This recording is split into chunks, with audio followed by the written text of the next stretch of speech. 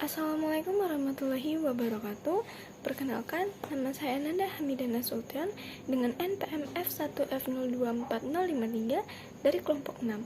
Di sini, saya akan menjelaskan sedikit tentang ruang vektor, subruang, dan kebebasan linear. Yang pertama, kita akan membahas tentang ruang vektor. Ruang vektor adalah himpunan vektor yang dilengkapi dua operasi, yaitu penjumlahan vektor dan perkalian skalar dengan elemen dari suatu medan. Ruang vektor juga memiliki beberapa syarat agar suatu himpunan V menjadi ruang vektor. Operasi yang terdefinisi harus memenuhi sifat-sifat berikut. Yang pertama, tertutup terhadap penjumlahan dan perkalian skalar. Yang kedua, asosiatif terhadap penjumlahan. Yang ketiga, komutatif terhadap penjumlahan. Yang keempat, elemen identitas atau vektor 0. Yang kelima, elemen invers atau vektor lawan. Yang keenam, distribusi perkalian. Yang ketujuh, asosiatif terhadap perkalian skalar. Yang kedelapan, identitas perkalian skalar. Untuk lebih jelasnya bisa dilihat pada PPT yang ditampilkan. Lalu contoh ruang vektor. Contoh ruang vektor ada 3. Yang pertama, ruang Euclidean atau dilambangkan dengan Rn, yaitu himpunan semua vektor berdimensi n dengan elemen bilangan real. Yang kedua, polinomial, yaitu himpunan semua polinomial dengan derajat tertentu juga bisa menjadi ruang vektor. Yang ketiga, ruang fungsi. Himpunan fungsi kontinu juga bisa dianggap sebagai ruang vektor.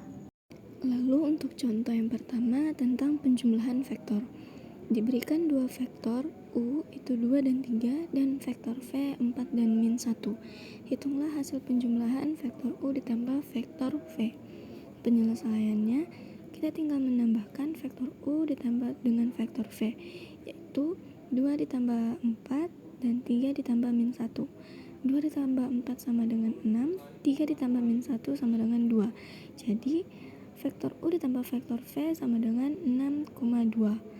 Lalu contoh soal yang kedua tentang perkalian skalar. Diberikan vektor W itu 1, 2, dan 3 dan skalar K itu 3. Hitunglah hasil perkalian skalar K dikali W. Penyelesaiannya, kita tinggal kalikan skalar W dikali vektor W. Skalar K dikali dengan vektor W, di mana K itu 3 dikali dengan W menjadi 3 dikali 1, 3 dikali 2, 3 dikali 3. Maka hasilnya yaitu 3, 6, dan 9. Lalu contoh soal yang ketiga itu memeriksa ruang vektor. Apakah himpunan V, X, Y, di mana X ditambah Y sama dengan 0 merupakan ruang vektor? Nah, yang pertama, kita periksa apakah V memenuhi sifat tertutup terhadap penjumlahan. Misalkan, vektor U itu X1 dan Y1 dan vektor V X2 dan Y2 dalam V. Sehingga X1 ditambah Y1 itu 0 dan X2 ditambah Y2 itu 0. Maka vektor U ditambah vektor V itu X1 ditambah X2, Y1 ditambah Y2. Lalu kita periksa apakah X1 ditambah X2 ditambah Y1 ditambah Y2 itu sama dengan 0. Jadi, X1 ditambah Y1 ditambah X2 ditambah Y2 sama dengan 0 tambah 0 sama dengan 0. Yang kedua, kita periksa apakah V tertutup terhadap perkalian skalar. Misalkan K adalah skalar dan U itu vektor, di mana U itu XY epsilon V sehingga X ditambah Y itu sama dengan 0. Maka skalar K dikali vektor U itu K dikali X, K dikali Y. Kita periksa K dikali X ditambah K dikali Y itu sama dengan K dikali X tambah Y sama dengan K dikali 0 sama dengan 0. Nah, karena V memenuhi semua sifat ruang vektor, maka V adalah ruang vektor. Contoh soal 4 tentang basis dan dimensi. Diberikan himpunan S itu 1,0 dan 0,1. Apakah S adalah basis untuk ruang vektor R2? Nah, penyelesaiannya yang pertama, himpunan S adalah basis jika vektor-vektornya saling bebas dan menjangkau seluruh ruang vektor.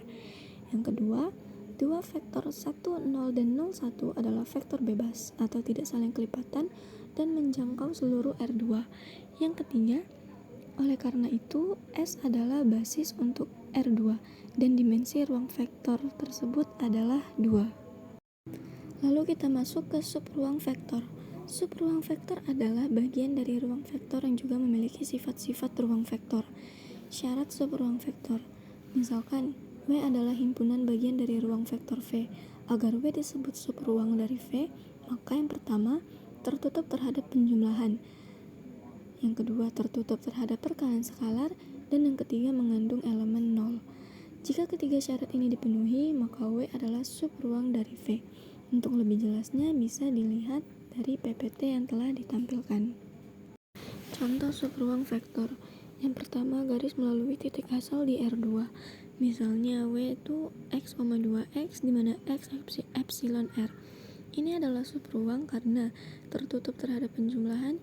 Jika X1, 2, X1 dan X2, 2, X2 ada di W, maka X1 ditambah X2, 2 dikali X1 ditambah X2, epsilon W.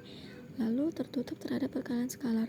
Jika C epsilon R, maka C dikali X, 2 X sama dengan CX dikali 2 CX epsilon W.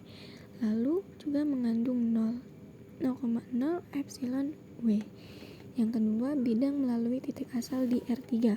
Contoh, W itu X, Y, 0 di mana X, Y epsilon R. Ini adalah subruang dari R3. Contoh soalnya, yang pertama, buktikan bahwa himpunan W itu X, Y, 0 di mana X, Y epsilon R adalah subruang dari R3. Nah, untuk menyelesaikannya, yang pertama, tertutup terhadap penjumlahan. Jika X1, Y 1,0 dan X2, Y 2,0 ada di W, maka X1 ditambah X2, Y 1 ditambah Y 2,0 epsilon W. Yang kedua, tertutup terhadap perkalian skalar. Jika C epsilon R dan X, Y, 0 epsilon W, maka C dikali X, Y, 0 sama dengan CX, CY, 0 epsilon W. Lalu juga mengandung elemen 0, di mana 0,0,0 epsilon W. Karena ketiga syarat terpenuhi, W adalah subruang dari R3. Lalu kebebasan linier. Definisi formal kebebasan linier. Misalkan terdapat himpunan vektor V1, V2 hingga Vn dalam ruang vektor V. Vektor-vektor ini bebas linier jika hanya solusi trivial yang memenuhi persamaan berikut. C1 V1 ditambah C2 V2 hingga ditambah Cn Vn sama dengan 0, di mana C1 sama dengan C2 sama dengan Cn sama dengan 0. Jika ada solusi selain solusi trivial yang artinya beberapa koefisien Ci tidak 0, maka vektor-vektor tersebut bergantung linier. Contoh kasus kebebasan linier. Yang pertama, vektor bebas linier di R2. Misalkan V1 sama dengan 1,2 dan V2 sama dengan 3,-1. Untuk memeriksa apakah kedua vektor ini bebas linier, kita coba apakah ada C1 dan C2 yang tidak semuanya 0. Sehingga C1 dikali 1,2 ditambah C2 dikali 3,-1 sama dengan 0,0. C1 ditambah 3C2 min 0 dan 2C1 dikurang C2 dikurang 0. Lalu yang kedua, vektor bergantung linier di R3. Misalkan V1 dikurang 1,0,1 dikali V2 sama dengan 2 dikali 0,2 dan misalkan V1 itu sama dengan 1,0,1, V2 sama dengan 2,0,2 dan V3 sama dengan 0,1,0. Perhatikan bahwa V2 sama dengan 2 dikali V1. Lalu cara memeriksa kebebasan linier. 1. Menggunakan determinan untuk 2 atau 3 vektor. Jika matriks yang dibentuk oleh vektor-vektor memiliki determinan tidak 0, maka vektor-vektor tersebut bebas linier. Yang kedua, menggunakan eliminasi Gauss. Susun vektor-vektor menjadi sebuah matriks, lalu gunakan eliminasi Gauss untuk melihat apakah terdapat baris 0. Jika ada baris 0, maka himpunan bergantung linier. Kesimpulannya, vektor bebas linier menunjukkan bahwa tidak ada redundansi di antara vektor-vektor dalam himpunan tersebut. vektor bergantung linier menunjukkan bahwa setidaknya ada satu vektor yang bisa ditulis sebagai kombinasi linier dari yang lain. Kebebasan linier penting dalam menentukan dimensi ruang vektor dan mencari basis vektor. Contoh soal 1. Tentukan apakah vektor-vektor berikut ini bebas linier atau bergantung linier di R2, di mana V1 sama dengan 1 dan 2, dan V2 itu 2 dan 4. Nah, kita coba apakah ada skalar C1 dan C2 yang tidak semuanya 0, sehingga C1 dikali 1,2 ditambah C2 dikali 2,4 sama dengan 0,0. C1 ditambah 2C2 sama dengan 0, 2C1 ditambah 4C2 sama dengan 0. Persamaan 2 sebenarnya adalah kelipatan dari persamaan 1. Dari persamaan 1 kita dapatkan C1 sama dengan min 2C2. Jika kita ambil C2 sama dengan 1, maka C1 sama dengan min 2. Jadi ada solusi non-trivial yaitu C1 sama dengan min 2 dan C2 sama dengan 1. Karena ada solusi non-trivial, maka V1 dan V2 bergantung linier.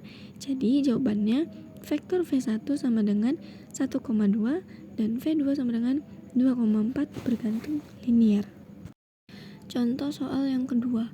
Tentukan apakah vektor V1 sama dengan 1,0,1, V2 sama dengan 0,1,1, dan V3 sama dengan 1,1,2 bebas linier di R3. Nah, kita coba apakah ada skalar C1, C2, dan C3 yang tidak semuanya 0. Sehingga ditulis C1 itu 1,0,1 ditambah C2 0,1,1 ditambah C3 0,1,1,2 itu sama dengan 0,0,0.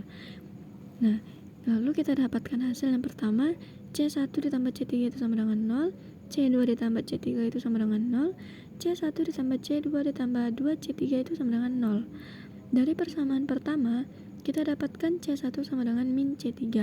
Dari persamaan kedua, kita dapatkan C2 sama dengan min C3. Substitusi ke persamaan ketiga. Nah, min C3 ditambah 2C3 sama dengan 0, sehingga hasilnya 0 sama dengan 0.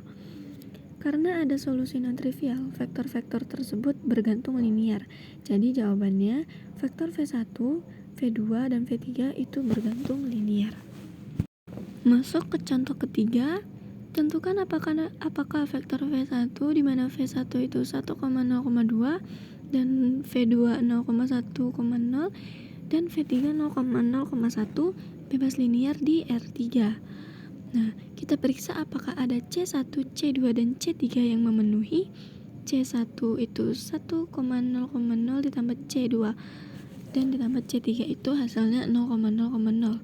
Lalu kita tuliskan C1 sama dengan 0, C2 sama dengan 0, C3 sama dengan 0. Nah, satu-satunya solusi adalah C1 sama dengan C2 sama dengan C3 sama dengan 0, yaitu solusi trivial.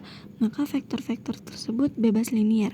Jadi jawabannya vektor V1, V2, dan V3 itu bebas linier. Nah, demikian penjelasan singkat dari saya tentang ruang vektor, subruang, dan kebebasan linier. Jika ada kurang saya mohon maaf, saya akhiri. Wassalamualaikum warahmatullahi wabarakatuh.